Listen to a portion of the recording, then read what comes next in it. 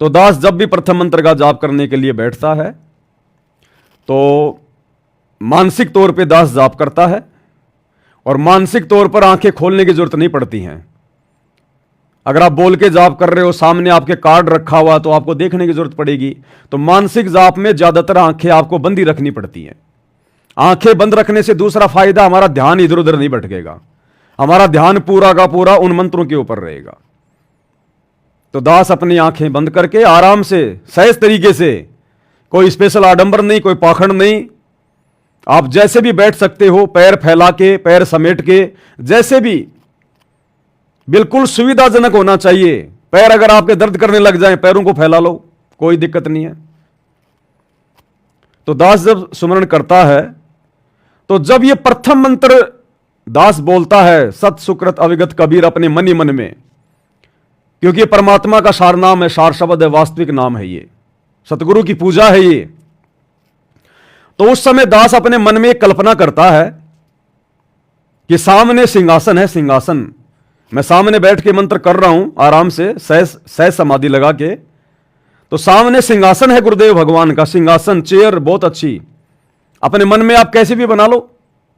तो बढ़िया सा सिंहासन है गुरुदेव भगवान का, उस पे सतगुरु रामपाल जी परमात्मा विराजमान है। उस सिंहासन पे गुरुदेव भगवान अपना मतलब आशीर्वाद की मुद्रा में, जैसा भी गुरुदेव अपना हाथ वगैरह यूं करते हैं ना, इस प्रकार से गुरुदेव आशीर्वाद की मुद्रा में उस सिंहासन पर बैठे हुए सामने। और गुरुदेव के जो चरण कमल हैं वो जैसे सिंहासन के नीचे जैसे आम आदमी बैठता है, उसी प्रकार से बैठे गुरुदेव अपने दोनों चरणों को नीचे करके। और गुरुदेव के दोनों जो चरण कमल हैं वो एक बढ़िया, भाई किसी जो है कपड़े के ऊपर या कोई तकिए के ऊपर रखे हुए हैं, क्योंकि हम जमीन पे परमात्मा के चरणों को हम ऐसे नहीं रख सकते।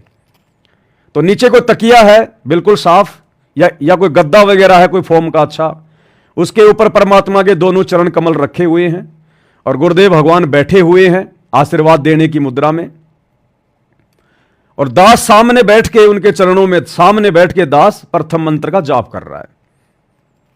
और जब हम ये मंत्र करना शुरू करें, और सबसे पहला जब मंत्र हम उच्चारण करेंगे मानसिक या बोलकर, सत सुकृत अविगत कबीर, तो ये सत सुकृत नाम शुरू करते ही हमने मंत्र भी बोलना है, सत सुकृत अविगत कबीर। लेकिन जैसे हमने सत सुकृत बोलना शुरू किया, उसी समय हमने मन में यह कल्पना करनी है कि मैं झुककर, यानी मेरे घुटने जमीन पर हैं, दोनों हाथ मेरे आगे हैं, और मैं अपना माथा अपने गुरुदेव के चरणों पे रख रहा हूं यूं। कैसे? सत सुकृत अविगत कबीर। यह मंत्र बोलते समय मैं झुककर जमीन पर घुटने टेक कर, और अपना जो ये माथा है, अपना जो ये मस्तिष्क है, ये मैं अपने गुरुदेव भगवान के चरणों में रख रहा हूं। सामने मुझे मेरे गुरुदेव दिखाई दे रहे हैं, सामने बैठे हुए सिंहासन पर। और ये प्रथम मंत्र बोलते समय, सत सुकृत अविगत कबीर, ये मंत्र बोलते समय मैं झुककर अपना माथा अपने गुरुदेव के चरणों में टेक रहा हूं मैं। और जैसे ये मंत्र पूरा हुआ, सत सुकृत अविगत कबीर, उसके बाद मैं मेरे सिर को वापस ले आऊंगा नॉर्मल मुद्रा में, और फिर मैं सारे मंत्र बोलूंगा आगे के, जैसे भी जाप कर रहा हूं फिर आगे के। और जितनी बार भी हमें मंत्र करें, जैसे हमने एक बार कर दिया, तुरंत वो मंत्र बोलते समय हमने अपने गुरुदेव के चरणों में जो है प्रणाम किया माथा टेक कर। फिर हमने पूरा मंत्र बोल दिया लास्ट तक हमने बोल दिया, जो सातवां जो मंत्र है लास्ट का, हमने वहां तक हमने बोल दिया। फिर दोबारा बोलना पड़ेगा सत सुकृत अविगत कबीर, दूसरा मंत्र। तो उस समय फिर हमने उसी प्रकार से मानसिक रूप से मन में एक कल्पना करते हुए बैठे सामने हैं, लेकिन वो मंत्र करते समय हमारा ध्यान हमारे गुरुदेव में जाना चाहिए पूरा, और हमारा जो माथा है झुककर गुरुदेव के चरणों को एक बार वो दंडोत करना चाहिए। हर बार हर मंत्र का जाप करते समय केवल इस पहले मंत्र के समय हमने अपना माथा गुरुदेव के चरणों में दंडवत करना है झुककर।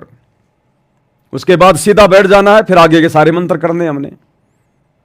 तो इस प्रकार से हमने प्रथम मंत्र का जाप करना है। अब हम जितनी बार भी जाप करेंगे मंत्र का, उतनी बार जब हम सत सुकृत अविगत कबीर बोलेंगे तो सामने गुरुदेव और हमारा माथा उनके चरणों में जाएगा। तो हमारा मन इस प्रथम मंत्र से हटेगा ही नहीं। अगर हट भी गया बीच में देव देवताओं के मंत्र बोलते समय, ब्रह्मा विष्णु महेश के बीच के जाप अगर करते समय मन अगर भाग भी गया, तो फिर हमें पता है कि दोबारा से सत सुकृत अविगत कबीर बोलना है, और बोलेंगे तो भैया पहले गुरुदेव को दंडवत करना है। तो मन जाएगा कहां? गया है तो भी आ जाएगा वापस। उसके बिना हम वो मंत्र बोल ही नहीं सकते, क्योंकि अब हमें पता चल गया कि हमने क्या करना है वो मंत्र बोलते समय। तो मन अगर कहीं भाग भी गया है, वापस आएगा तुरंत सेकंडों में। तो ये विधि गुरुदेव भगवान ने दास को प्रेरणा की, क्योंकि तुम कबीर भगवान का नाम जाप कर रहे हो और तुम्हारा गुरु ही कबीर भगवान है। और अपने गुरु का नाम कितनी श्रद्धा से लिया जाता है, अपने सतगुरु का नाम कितनी विशेष श्रद्धा के साथ में लिया जाता है। मन में किस प्रकार की कसक होनी चाहिए। अपने सतगुरु का नाम जाप करने से पहले भगत के मन में कितनी उमंग होनी चाहिए, तब वो मंत्र काम करेगा। ये बरवाड़ा सत्संग 2005 में गुरुदेव यही तो समझाना चाह रहे हैं। हमारे लिए सबसे ज्यादा महत्वपूर्ण मंत्र क्या है? प्रथम मंत्र। प्रथम मंत्र का भी सबसे प्रथम मंत्र इसी के बारे में कह रहे हैं गुरुदेव भगवान कि परमात्मा को विशेष कसक के साथ में जपना चाहिए। अब भैया सतनाम तो परमात्मा का जाप नहीं है, उसमें तो कालकार महाकाल का मंत्र है। सारनाम के अंदर भी कालकार महाकाल का जाप है। प्रथम मंत्र है, प्रथम मंत्र का प्रथम मंत्र सत सुकृत अविगत कबीर। यह है कबीर भगवान की पूजा का ओरिजिनल मंत्र। यह है वो सार नाम सार शब्द। उसके बारे में कह रहे हैं गुरुदेव भगवान, जो हम ध्यान नहीं देते। क्या कह रहे हैं परमात्मा? हमने किस श्रद्धा के साथ में हमने उस मंत्र का जाप करना है, सुनिएगा गुरुदेव भगवान के मुकम्मल से। पुण्यात्माओं, ये बात याद रखना, ये बातें कहन सुन की नहीं, ये कर पालन की है। ये केवल सुनने और कहने तक सीमित नहीं है। इनके ऊपर बहुत गहराई से विचार करके और प्रभु को हृदय से जपना होता है, कसक के साथ जपना होता है। प्रभु को उपरले से मंत्र किया हुआ भजन भी लाभदायक नहीं है। परमात्मा को बहुत कसक के साथ, परमात्मा को बहुत हृदय में एक विशेष दर्द सा बना करे, हृदय में दर्द विशेष कसक सी बनती है। कसक ऐसे याद करना है। वो कब याद आएगा? जब हमें मनुष्य शरीर छूट जाने के उपरांत जो होने वाली दुखों का ज्ञान हो जाएगा। अब बताओ क्या कह रहे हैं गुरुदेव? परमात्मा को विशेष कसक के साथ में याद किया जाता है। तो सतनाम कोई परमात्मा का मंत्र है क्या? सतनाम का पहला मंत्र ओम, ये काल का, दूसरा मंत्र अक्षर पुरुष का। तो परमात्मा का कौन सा मंत्र? वो परमात्मा का मंत्र यही है, प्रथम मंत्र सत सुकृत अविगत कबीर। तो प्रथम मंत्र की हम जो 108 की जो माला करते हैं, 108 बार ही जितनी बार हम सत सुकृत अविगत कबीर बोलेंगे, हमने इसी विधि से सामने गुरुदेव बैठे हैं। अब ये कल्पना आपकी भिन्न भिन्न हो सकती है। आपने अपने घर पे मालिक का दरबार लगा रखा है, आप ये भी कल्पना कर सकते हैं कि मेरे गुरुदेव दरबार में बेड के ऊपर बैठे हुए हैं, मैं सामने बैठ के मंत्र कर रहा हूं या कर रही हूं, और हर मंत्र के समय अपने गुरुदेव को मैं झुक के जो है बल्कि प्रणाम कर रही हूं उनके चरणों में। या आपके घर में ऐसी कोई चेयर है, कोई आपने सिंहासन लगा रखा गुरुदेव का, जहां पे गुरुदेव विराजमान होते हैं, आप वो भी कल्पना अपने मन में ला सकते हैं, अपने घर का, अपने कमरे का, यानी कोई भी, बस सामने गुरुदेव होने चाहिए और गुरुदेव के चरण कमल में हमारा ध्यान लगे। हर प्रथम मंत्र का प्रथम ही मंत्र करते समय हर बार मानसिक रूप से हमारे चरण कमल, यानी हमारा सिर भी झुकेगा, हम सीधी गर्दन नहीं कर सकते। प्रथम मंत्र का वो प्रथम मंत्र बोलते समय हमारा सिर भी झुकेगा, हमारा भी झुकेगा, हमारे शरीर का भी। मानसिक रूप से तो करना ही करना है, ये बॉडी भी झुकेगी कि सत सुकृत अविगत कबीर। उसके बाद फिर वापस आ जाओ आराम से, फिर आगे के मंत्र बोलो पूरे। और लास्ट का जो मंत्र है, जो प्रथम मंत्र का लास्ट का जो मंत्र है, उसको भी आप जी ध्यान में रख लो। लास्ट के मंत्र के समय सिर झुकाने की जरूरत नहीं हमारे को। लास्ट के मंत्र के समय केवल हमारे गुरुदेव की वो तस्वीर हमारे सामने आ जाए, जो भी तस्वीर आप अपने दिमाग में लाना चाहते हैं, कोई भी, लेकिन जो प्रथम मंत्र का जो प्रथम मंत्र है सत सुकृत अविगत कबीर, तो उसका जाप शुरू करते ही हमारा ध्यान बिल्कुल अपने गुरुदेव के चरणों में, मालिक के चरणों में, चरण स्पर्श परमात्मा के, माथा मालिक के चरणों में। तो मन जाएगा कहां, मन भटकेगा कहां? भटकेगा तो आना पड़ेगा वापस भगवान के चरणों में। तो भाइयों और बहनों, इसमें कोई भक्ति विधि में तो मेरे हिसाब से कोई बदलाव है नहीं, क्योंकि दास तो ये दुस्साहस कभी सपने में भी नहीं कर सकता। विधि वही है, मंत्र वही है जो गुरुदेव ने बताए हैं। और मालिक कह रहे हैं कि भैया भगवान को जाप करते समय विशेष कशक के साथ में, और गुरु ही परमात्मा, ये हमें पता चल गया। तो एक बार के हम तो लाखों बार अपने गुरुदेव के चरणों में दंडवत करेंगे। मालिक भी तो कहते हैं कि आपका ध्यान होना चाहिए। गुरुदेव ने क्या विधि बताई प्रथम मंत्र की? सुरति, नृत्य और मन के साथ में। प्रथम मंत्र का जाप करते समय सुरति, नृत्य और मन उस मंत्र पे होना चाहिए।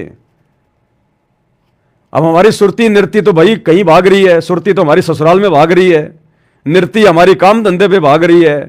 तो मंत्र का जाप कहां हुआ फिर? वो मन यानी फालतू की सोच नहीं होनी चाहिए हमारी इधर उधर। अरे तो हमारे गुरुदेव ही तो हैं वो मंत्र, वो शब्द हमारे गुरुदेव तो हैं जिसके ऊपर हमारे को ध्यान रखना है। हम हैं शब्द, शब्द हम माई, हमसे भिन्न और कछु नहीं। तो हमारे गुरुदेव खुद एक शब्द ही तो हैं, और शब्द पे ध्यान रखना हमने। तो अपने गुरुदेव के चरणों में ध्यान रखना हमने। गुरुदेव के चरणों को दंडवत करते समय अगर वो मंत्र भी आपके सामने आ रहा है तो बहुत अच्छी बात है। अगर आपकी वो कल्पना में सत सुकृत अविगत कबीर अगर लिखा हुआ भी आ रहा है तो आने तो कोई दिक्कत नहीं, बहुत अच्छी बात है। वो मंत्र भी दिखाई दे जाएगा और गुरुदेव के चरणों में मस्तिष्क भी। तो यह है भाइयों और बहनों प्रथम मंत्र की रियल वास्तविक विधि, जो समय आने पर ही परमात्मा ने संगत में वायरल करवानी थी। क्योंकि आज से पहले तो कोई गुरु को परमात्मा मान ही नहीं रहा था, इसलिए परमात्मा बताएं तो किसको बताएं? अगर बता भी देते तो दो दो भगवान मानकर बैठ के रहने से यह मंत्र सफल नहीं होता। तो पहले तो परमात्मा ने हम सत्सेवकों से अपने आप को परमात्मा मनवाया। वो कबीर जी की दाढ़ी मूंछ वाली नकली फोटो फाड़ फाड़ के घर से बाहर फेंकवाई। ना रहेगा बांस, ना बजेगी बांसुरी, हमारा ध्यान एकमात्र अपने गुरुदेव के चरणों में रहेगा। तब जाकर परमात्मा ने अब ये मंत्र की विधि भी समझवाई। केवल हम सत्सेवकों के लिए संदेश, बाकी लोगों के लिए नहीं है। आश्रमों से जुड़े हुए भाई बहन, गुरुदेव का परिवार, कोऑर्डिनेटर, इनके लिए नहीं है। इन्होंने तभी बहुत ज्यादा हिम्मत करनी पड़ेगी, बहुत ज्यादा संघर्ष करना पड़ेगा। पहले तो इन्होंने इतनी गलतियां कर दी हैं, गुरुदेव से नाक रगड़ के बारंबार क्षमा याचना मांगनी पड़ेगी। फिर उस दाढ़ी मूंछ वाली कबीर जी की नकली फोटो को फाड़ फाड़ के घर से बाहर फेंकना पड़ेगा। फिर अपने गुरुदेव भगवान को गीता अध्याय 3 श्लोक 13 के अनुसार भोग लगाना शुरू करना पड़ेगा। फिर एकमात्र जयकारा केवल अपने गुरु जी का ही शुरू करना पड़ेगा। एकमात्र दंडवत अपने गुरु जी को ही करना होगा।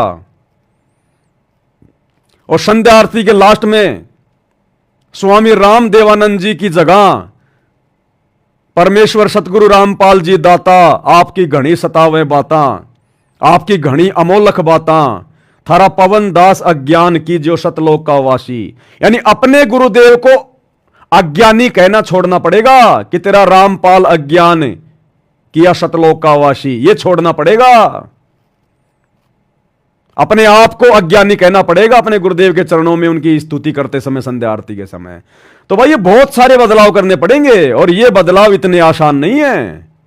इसलिए तो दास कह रहा है कि कम से कम 8-10 साल लगेंगे, 8-10 साल साथ संगति से जुड़ने के बाद सही प्रकार से भगत बनने में। तो जो दया गुरुदेव भगवान ने आप और हमारे ऊपर की है, ये अजब गजब है, अजब गजब है। अब आगे भक्ति की मलाई खिलाएंगे परमात्मा, अब आगे खाएंगे हम भक्ति की मलाई। अब देखना कैसे हमारी भक्ति दिन दिन दोगुनी रात चौगुनी आगे बढ़ेगी।